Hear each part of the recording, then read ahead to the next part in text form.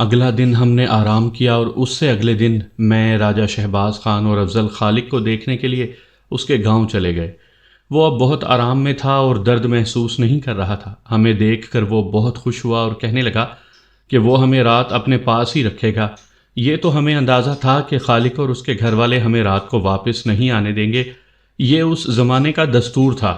مہمان خواہ چیختا چلاتا اور فریادیں کرتا رہتا کہ وہ آج شام گھر نہ پہنچا تو اس کا فلاں مسئلہ بگڑ جائے گا اور اس کا بھٹا بیٹھ جائے گا۔ پھر بھی میزبان اسے جانے نہیں دیتے تھے۔ وہ کہتے تھے کہ مہمان کو رات رکھے بغیر رخصت کر دیا جائے تو اپنی عزت اور مہمان نوازی کا بھٹا بیٹھ جاتا ہے۔ یہ سب کچھ سوچ کر ہم اپنے گھر کہہ آئے تھے کہ ہم رات کو واپس نہ آئے تو فکر نہ کریں۔ فکر کیا کرنا ہے، میرے والد صاحب نے کہا۔ تم نے ان کے ساتھ ایسی نیکی کی ہے کہ وہ تمہیں تھوڑی سی خاطر تواضع کے بعد رخصت نہیں کریں گے۔ وہ تمہیں رات رکھیں گے، انہیں ناراض نہ کرنا۔ وہی ہوا۔ خالق کے پاس پہنچے تو اس نے پہلی بات یہی کہی کہ وہ ہمیں کم از کم 2 راتیں اپنے پاس رکھے گا۔ وہاں تو یہ عالم تھا کہ گاؤں کی عورتیں خالق کو دیکھنے آتی تھیں تو اس کے پاس بیٹھ جاتی تھیں۔ یہ رواج آج بھی ہے، لیکن اس وقت یہ رواج اتنا پختہ تھا کہ مریض کی عیادت کو آنے والے جب تک مریض سے حال احوال نہ پوچھیں، نہ وہ خود نہ مریض کے لواحقین مانتے تھے کہ اس نے بیمار پرسی صحیح طریقے سے کی ہے۔ اگر ڈاکٹر نے سختی سے منع کیا ہو کہ مریض کے پاس نہ کوئی آئے نہ اس کے ساتھ بات کرے ورنہ مریض کی جان کو خطرہ پیدا ہو جائے گا، تو بھی عیادت کو آنے والے مریض کے ساتھ بات کرتے تھے اور اسے بولنے پر اکساتے تھے۔ خالق ایسا مریض تو تھا نہیں کہ، لیکن عورتوں سے تنگ آ گیا تھا۔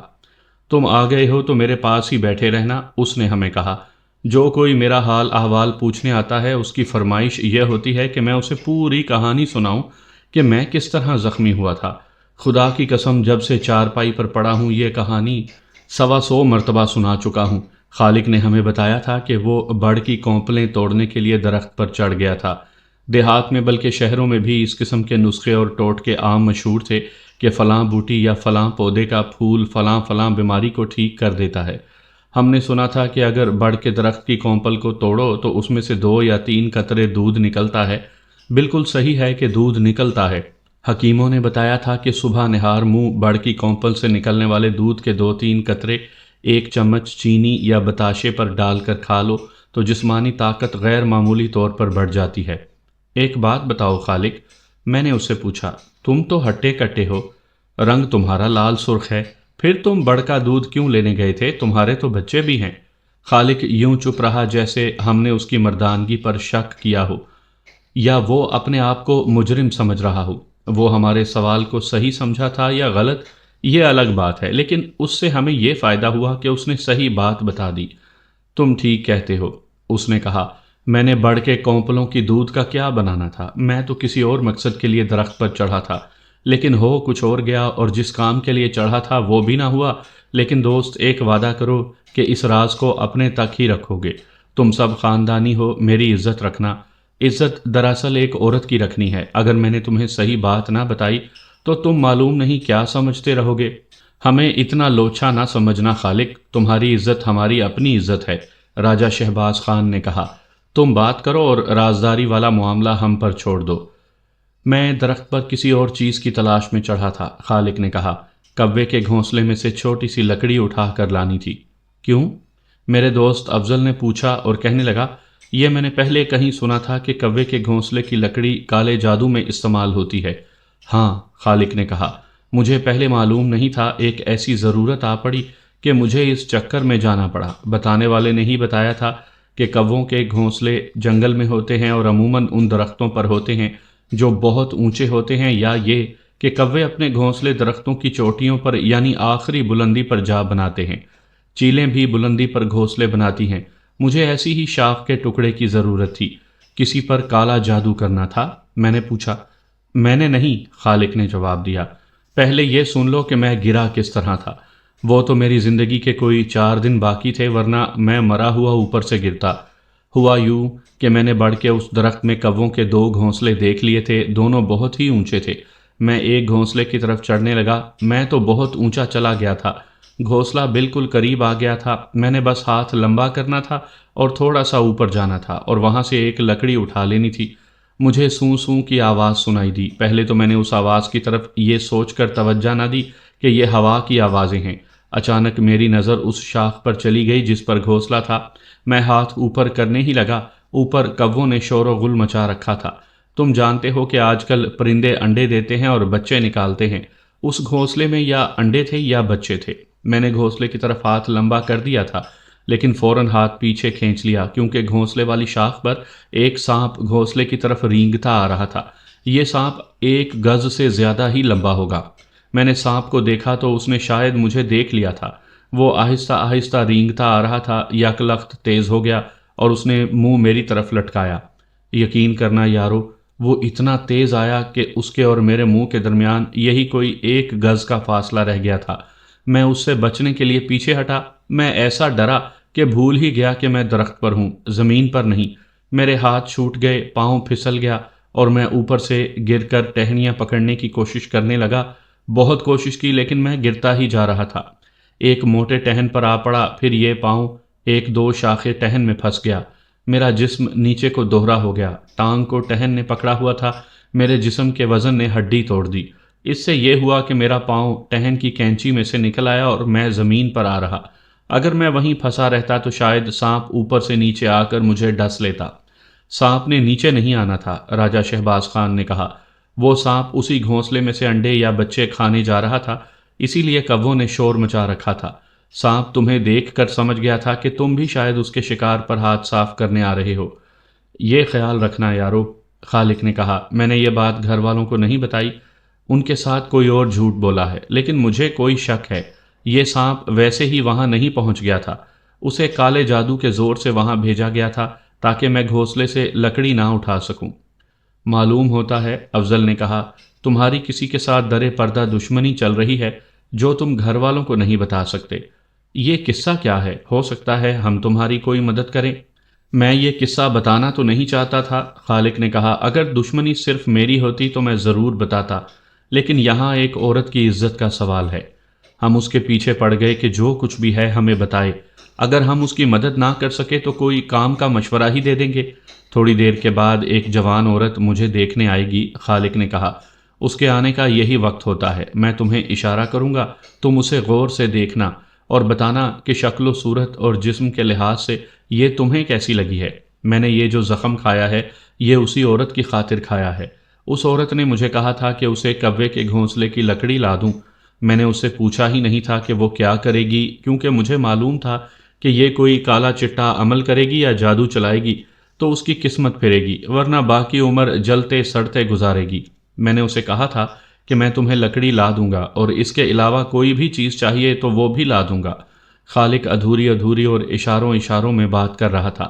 ہم اس کے پیچھے پڑ گئے کہ وہ سیدھی بات کرے اور اصل چکر سنائے کہ ہے کیا۔ بات شروع کرنے ہی لگا تھا کہ چپ ہو گیا اور آہستہ آہستہ کہنے لگا کہ وہ آ گئی ہے۔ کسی عورت کی یہ آواز، خالق اب کیسا ہے خالہ؟ ہم نے بھی سنی تھی۔ خالق نے آواز پہچان لی تھی۔ اس نے ہمیں کہا کہ یہ ہے وہ، تم ذرا اسے غور سے دیکھنا۔ کمرے میں ایک عورت داخل ہوئی۔ ہم تینوں دوست اسے دیکھنے لگے۔ سب سے پہلی چیز جو ہم نے دیکھی اور بہت ہی اچھی لگی وہ اس عورت کا اچھا قد کاٹ تھا۔ اس کے جسم کی ساخت ایسی تھی کہ اس کے چہرے پر نظر جاتی ہی نہیں تھی۔ جسم میں اتنی کشش تھی، چہرے پر نظر گئی تو دیکھا کہ اس کا رنگ ہلکا سانولا تھا، یعنی گندمی سے ذرا گہرا۔ لوگ گورے چٹے رنگ کو خوبصورتی کہتے ہیں، لیکن میں کہتا ہوں کہ یہ عورت گورے رنگ کی ہوتی تو شاید اچھی نہ لگتی۔ چہرے کے ہر نقش میں عجیب سی دلکشی تھی۔ آنکھوں کا تو کوئی جواب ہی نہیں تھا۔ مختصر یہ کہ وہ پرکشش عورت تھی اور اس کی عمر 25-26 سال تھی۔ وہ ہونٹوں پر تبسم جیسی مسکراہٹ لیے خالق کے پلنگ تک آئی اور پائنتی پر بیٹھ گئی۔ درد کم ہوا یا نہیں؟ اس نے خالق سے پوچھا۔ ہاں ہاں، خالق نے بڑی حوصلہ مندی سے جواب دیا۔ کسی وقت ذرا سا درد ہوتا ہے، لیکن اللہ کا شکر ہے کہ ہڈی ٹھیک جڑ گئی ہے۔ مہمان کہاں سے آئے ہیں؟ عورت نے ہماری طرف دیکھ کر پوچھا۔ اگر تمہارے دوست ہیں تو انہیں پہلے کبھی نہیں دیکھا، یہی تو مجھے وہاں سے اٹھا کر لائے تھے، خالق نے اسے بتایا۔ یہ وہاں نہ آ جاتے تو میرا انجام کچھ اور ہی ہوتا۔ اللہ ان کا بھلا کرے، عورت نے دوپٹہ پھیلا کر جذباتی لہجے میں کہا۔ انہیں اللہ اجر دے گا۔ میں ان کے لیے کیا بھیجوں؟ مرغی بھیجوں؟ انڈے بھی ہیں، دودھ کی تو تمہارے گھر میں کمی نہیں۔ کچھ نہیں بہن، میں نے کہا، تم نے جو دعا دی ہے وہی کافی ہے۔ نہیں ریشم، خالق نے کہا، سب کچھ ہے، میرے دوستوں نے ٹھیک کہا ہے، تمہاری دعا کی ضرورت ہے۔ اچھا خالق، اس عورت نے اس طرح کہا جیسے اس نے آہ بھری ہو، چلتی ہوں، بس تمہیں دیکھنا تھا۔ وہ اٹھی اور کمرے سے نکل گئی۔ خالق اسے عورت کہہ رہا تھا لیکن میں اسے جوان لڑکی کہوں گا۔ اس کے چہرے پر ایسا بھول پن اور معصومیت تھی کہ وہ اپنی عمر سے خاصی کم دکھائی دیتی تھی۔ اس کے جانے کے بعد ہم نے خالق کو مجبور کر دیا کہ وہ پوری بات سنائے۔ یہ تو اس نے پہلے ہی بتا دیا تھا کہ وہ اس عورت کے لیے گھونسلے کی لکڑی لینے گیا تھا۔ خالق نے ہمیں بڑی لمبی کہانی سنائی، یہ میں آپ کو ذرا مختصر کر کے اپنی زبان میں سناؤں گا۔ یہ عورت یا جوان لڑکی جس کا نام ریشمہ تھا، خالق کی محبت میں گرفتار تھی اور خالق بھی اسے دل و جان سے چاہتا تھا۔ یہ اس وقت کی بات ہے جب خالق کی شادی نہیں ہوئی تھی اور ریشم بھی ابھی کنواری تھی۔ یہ دونوں ایک ہی ذات کے تھے۔ خالق نے ہمیں بتایا کہ ان کی محبت اللہ کے نام پر پاک محبت تھی۔ دونوں آپس میں سب کے سامنے بھی ملتے تھے، لیکن ان کی جذباتی اور ذاتی ملاقاتیں چوری چھپے ہوتی تھیں۔ دونوں کو پوری امید تھی کہ ان کی شادی ہو جائے گی۔ دیہات میں آج بھی یہ دیکھا جاتا ہے کہ لڑکی لڑکا ایک ہی ذات اور ایک ہی برادری کے ہوں۔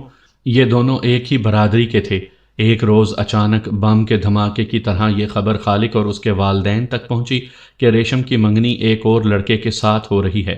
خالق کے والدین کو تو کوئی افسوس نہ ہوا کیونکہ برادری میں 2-3 اور لڑکیاں موجود تھیں۔ صدمہ تو خالق کو ہوا، مگر وقت ہاتھ سے نکل گیا تھا اور یہ ناممکن تھا کہ منگنی منسوخ ہو جائے اور ریشم کے والدین اس کی منگنی خالق کے ساتھ کر دیں۔ میں تو ریشم کو ساتھ لے کر گاؤں سے ہمیشہ کے لیے بھاگ جانے کا فیصلہ کر چکا تھا۔ خالق نے اپنی بات سناتے ہوئے کہا، میں نے اپنے اعتماد کی ایک عورت کی زبانی ریشم کو پیغام بھی بھجوا دیا تھا کہ آج رات فلاں جگہ آ جاؤ اور یہاں سے ہم ہمیشہ کے لیے غائب ہو جاتے ہیں۔ لیکن ریشم نے جواب بھیجا کہ میں تیار ہوں، تمہارا ہر حکم مانوں گی، مگر غور کرو کہ ہم جائیں گے کہاں؟ اگر پکڑے گئے تو مجھے اپنا کوئی غم نہیں، غم تمہارا ہے۔ میرے بھائی اور باپ وغیرہ تمہیں جان سے مار ڈالیں گے۔ میں تم پر اپنی جان تو قربان کر سکتی ہوں لیکن تمہیں زندہ رکھنا چاہتی ہوں۔ خالق مجبور ہو گیا کہ اس صدمے کو برداشت کرے اور جو قسمت میں لکھا ہے وہ صبر شکر کر کے قبول کر لے۔ خالق کی حالت پاگلوں جیسی ہو گئی۔ اس نے زہر کھا کر مر جانے کا ارادہ بھی کر لیا، لیکن خدا کو کچھ اور منظور تھا، اس لیے وہ خودکشی سے باز رہا۔ ایک روز ریشم کی منگنی اسی گاؤں کے ایک اور آدمی کے ساتھ ہو گئی۔ ریشم پھر بھی خالق کے گھر آتی رہی۔ وہ خوش نہیں تھی، جس کی ایک وجہ تو یہ تھی کہ وہ خالق کو چاہتی تھی اور اس کا دل کسی اور کو قبول کرتا ہی نہیں تھا، اور دوسری وجہ یہ تھی کہ جس آدمی کے ساتھ اس کی منگنی ہوئی تھی وہ اخلاقی لحاظ سے اچھا آدمی نہیں تھا۔ اچھا نہ ہونے کی ایک وجہ یہ تھی کہ اس کا باپ اس کے لیے بہت سی جائیداد چھوڑ کر مر گیا تھا اور وہ ماں باپ کا اکیلا بیٹا تھا، اور اس کی 2 بہنیں تھیں جن کی شادی ہو چکی تھی۔ یہ آدمی شادی سے پہلے ہی عیاشیوں میں پڑ گیا تھا۔ دیہات میں کوئی کیا عیاشی کر سکتا ہے؟ یہی کہ کسی عورت یا عورتوں کے ساتھ یارانہ لگا لیا جاتا ہے۔ پھر ریشم کی شادی اس آدمی کے ساتھ ہو گئی۔ خالق اور ریشم کی محبت اس قدر پوشیدہ رہی کہ کسی کو ان پر شک تک نہ ہوا۔ اس کا یہ فائدہ ہوا کہ شادی کے بعد جب یہ آپس میں کبھی ملتے بھی تھے تو ان پر کسی کو شک نہیں ہوتا تھا۔ خالق نے ہمیں سنایا کہ ریشم جب کبھی اس سے ملتی تھی تو روتی تھی۔ اگر اس کا خاوند شریف آدمی ہوتا تو ریشم اتنی اچھی اور حقیقت پسند لڑکی تھی کہ وہ اس خاوند کو قسمت کے لکھے کی طرح قبول کر لیتی اور آہستہ آہستہ خالق کو ذہن سے اتار دیتی، لیکن اپنے خاوند کے کرتوت دیکھ دیکھ کر وہ کڑتی تھی۔ خاوند کا یارانہ علاقے کے بدماشوں کے ساتھ تھا۔ یہ بڑے پائے کے بدماش تھے، کبھی کبھی بلکہ اکثر یہ مل کر شراب بھی پیا کرتے تھے۔ ریشم کو کسی چیز کی کمی یا تنگی نہیں تھی۔ خاوند شہر سے اسے اچھے سے اچھا کپڑا لا کر دیتا تھا۔ پھر ریشم کے پاس پیسے کی بھی کمی نہیں تھی۔ خاوند اسے پیسے دیتا رہتا تھا، لیکن ریشم سمجھ گئی تھی کہ پیسوں اور ریشمی کپڑوں سے خاوند اس کا منہ بند کر رہا ہے۔ ان کے درمیان کبھی لڑائی جھگڑا بھی نہیں ہوا تھا۔ یہ دراصل ریشم کی خوبی تھی کہ وہ برداشت کر رہی تھی۔ ریشم کی شادی کو تقریباً 1 سال گزر گیا تو خالق کی بھی شادی ہو گئی۔ لڑکی اسی گاؤں کی اور ان کی اپنی برادری کی تھی۔ خالق نے اپنے آپ پر جبر کر کے اس لڑکی کو قبول کر لیا۔ میں سوچتا تھا، خالق نے اپنی بیوی کے متعلق ہمیں سنایا کہ اس لڑکی کا کیا قصور ہے؟ اس نے یا اس کے ماں باپ نے اسے زبردستی تو مجھ پر نہیں ٹھونسا۔ مجھ پر میرے ماں باپ نے بھی زبردستی نہیں کی تھی۔ میں نے انہیں بتایا ہی نہیں تھا کہ میں ریشم کے ساتھ شادی کرنا چاہتا ہوں۔ اگر وقت پر بتا دیتا تو آج ریشم میری بیوی ہوتی۔ میری بیوی تم نے دیکھی ہے، ریشم سے کچھ زیادہ ہی خوبصورت ہے۔ پھر بھی میں نے زبردستی اسے اپنے دل میں بٹھا لیا، اور تم یہ سن کر شاید یقین نہ کرو کہ ریشم مجھے جب بھی ملتی ہے تو یہی کہتی تھی کہ اپنی بیوی کو دل سے قبول کر لینا، ورنہ تمہاری زندگی جہنم بنی رہے گی۔ 2 سال اور گزر گئے۔ ریشم کا خامن پہلے رات کو کبھی غیر حاضر نہیں ہوا تھا، لیکن اب وہ 2 راتیں اور 2 دن مسلسل غائب رہنے لگا۔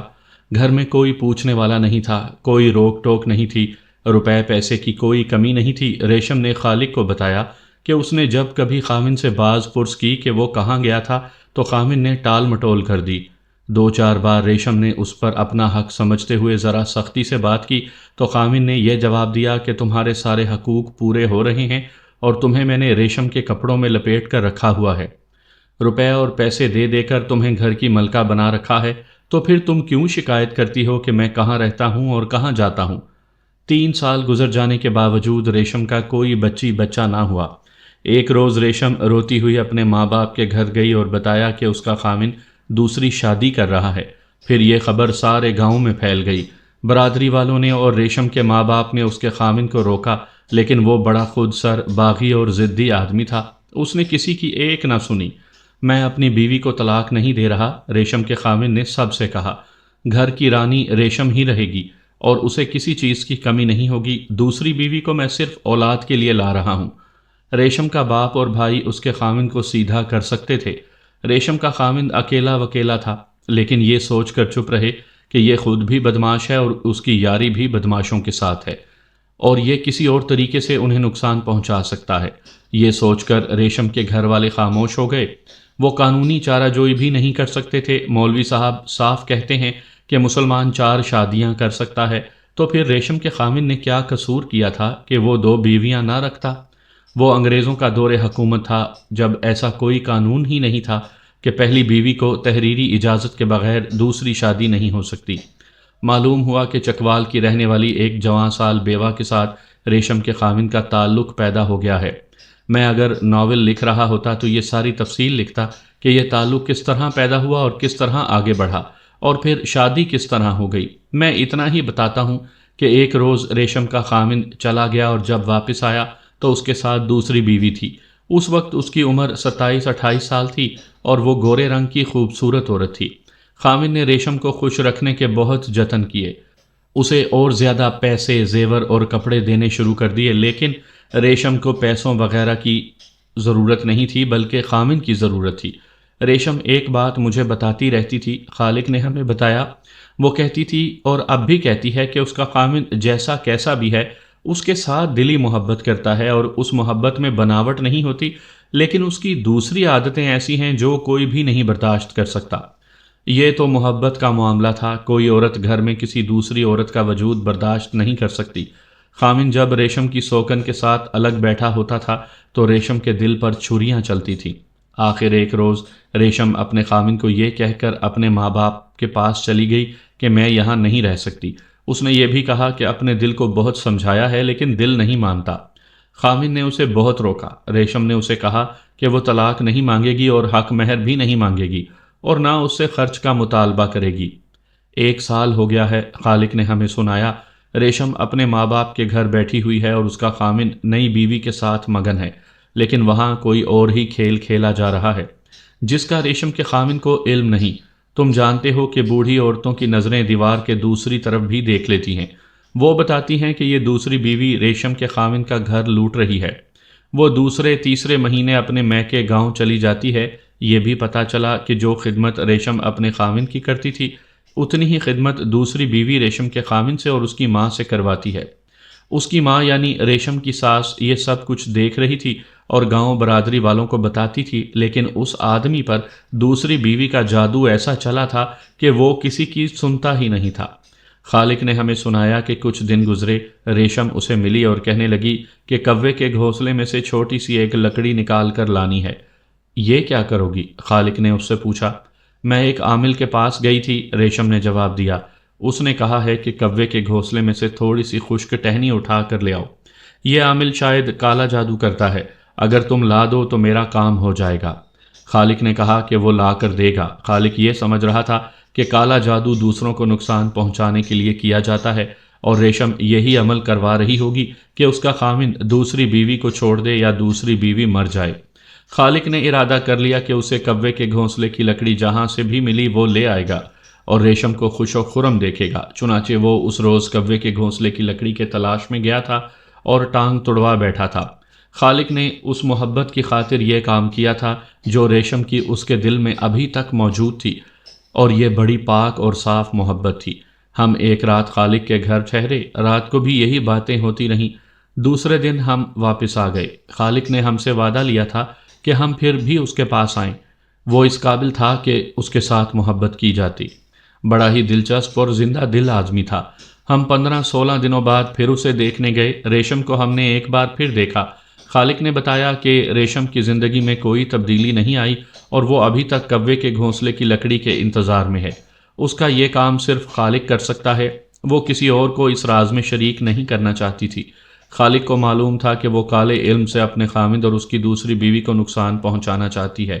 ان 15 دنوں میں خالق اتنا بہتر ہو گیا تھا کہ اس کا زخم مل گیا تھا اور درد بالکل ختم ہو گیا تھا، لیکن جرح نے ابھی اسے اس ٹانگ پر وزن ڈالنے سے منع کر رکھا تھا۔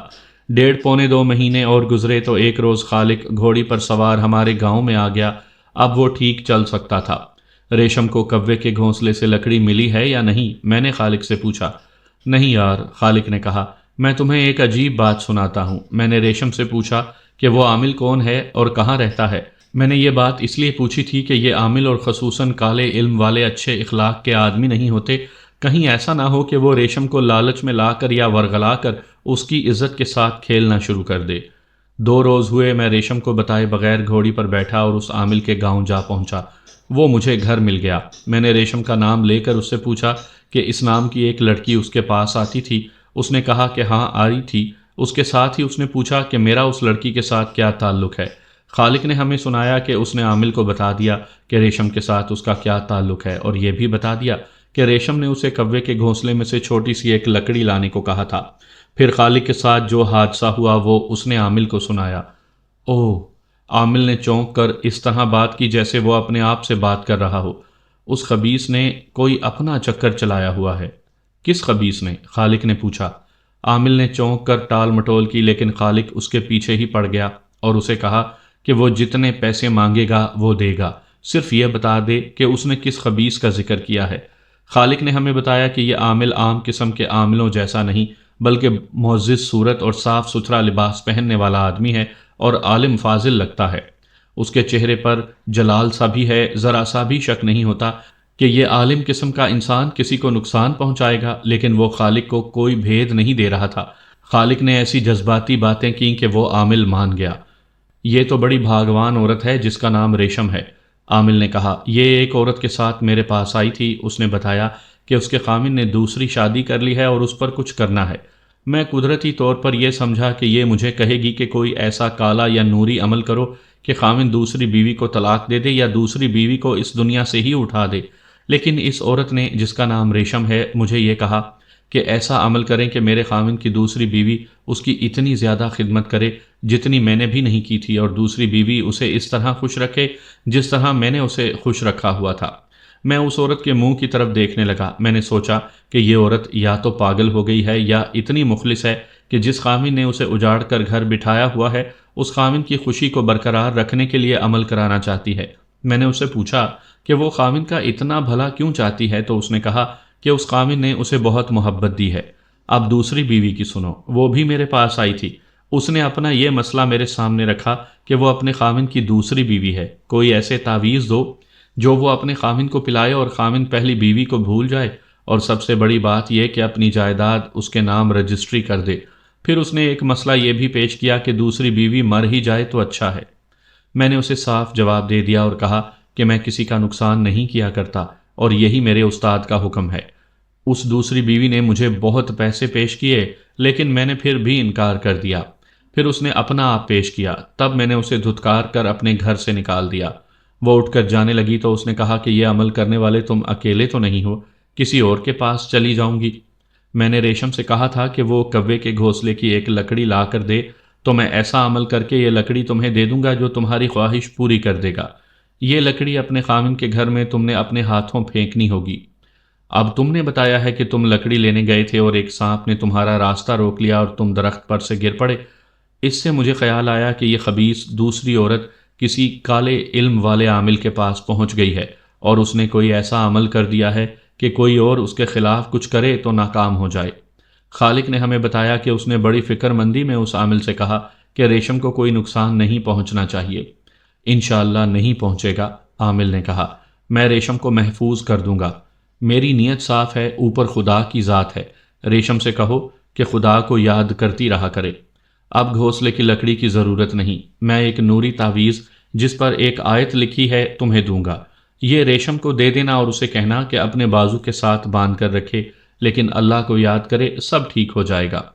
عامل نے خالق کو بتایا کہ دیکھو دنیا میں کیسے کیسے انسان موجود ہیں کہ ایک عورت کو نقصان پہنچایا گیا ہے لیکن وہ نقصان پہنچانے والے کے بھلے کے جتن کر رہی ہے، اور دوسری عورت کی نیت دیکھو کہ وہ اس خاوند پر قبضہ کرنا چاہتی ہے جو اسے دل سے پسند کر کے بیاہ کر لایا تھا، پھر وہ ایک شریف اور مظلوم عورت کو جان سے ہی مروانا چاہتی ہے۔ خالق ایک رات ہمارے پاس رہا اور اگلے روز چلا گیا۔ اس نے عامل کا دیا ہوا تعویذ ریشم کو دے دیا تھا۔ تقریباً 1 مہینے بعد میں راجہ شہباز خان اور افضل خالق کے گاؤں گئے۔ اس نے پہلی خبر یہ سنائی کہ دوسری بیوی خاوند کو بتائے بغیر لاپتہ ہو گئی ہے اور خاوند کو کنگال کر گئی ہے۔ اس کے گھر میں جتنا زیور تھا اور جتنی بھی رقم تھی وہ ساری کی ساری لے گئی، اور کم و بیش آدھی زمین جو وہ اپنے نام کروا چکی تھی اس کی رجسٹریاں ساتھ لے گئی ہے۔ تب بھید کھلے جو یہ تھے کہ یہ عورت اس شخص کو اپنے ہاتھوں شراب پلاتی اور ایسے ناز نخرے کرتی تھی کہ اس سے ہر بات منوا لیتی تھی۔ پھر یہ پتہ چلا کہ وہ عورت ایک اور گاؤں کے ہندو کے ہاتھ وہ ساری زمین بیچ گئی ہے جو اس نے خاوند سے اپنے نام کروائی تھی۔ اس ہندو سے پوچھا گیا تو اس نے رجسٹری نکال کر دکھا دی۔ خالق نے بتایا کہ یہ اتنی بڑی چوٹ تھی جو ریشم کا خاوند برداشت نہ کر سکا اور پاگلوں کی طرح گاؤں میں الٹی سیدھی باتیں کرتا اور پھرتا رہا۔ وہ انہی لوگوں کے سامنے جا کر روتا تھا جو اسے دوسری شادی سے منع کرتے تھے۔ ایک صبح گاؤں والوں نے ریشم کو اپنے خاوند کے گھر سے نکلتے دیکھا تو حیران رہ گئے۔ پتہ چلا کہ گزشتہ رات ریشم کا خاوند ریشم کے گھر گیا تھا اور اس نے رو رو کر ریشم کے باپ کی منتیں کی کہ ریشم کو اس کے ساتھ بھیج دو۔ وہاں بھی وہ بہت رویا تھا۔ ریشم اس کے ساتھ چل پڑی۔ اس کے بعد ہماری عمریں آگے بڑھتی گئیں، ہم بوڑھے بھی ہو گئے۔ خالق کا ہمارے ہاں اور ہمارا اس کے ہاں آنا جانا لگا رہا۔ پھر ہم نے ریشم کو اپنے خاوند کے گھر آباد دیکھا۔ اس خاوند سے اس کے بچے پیدا ہوئے اور جوان بھی ہوئے۔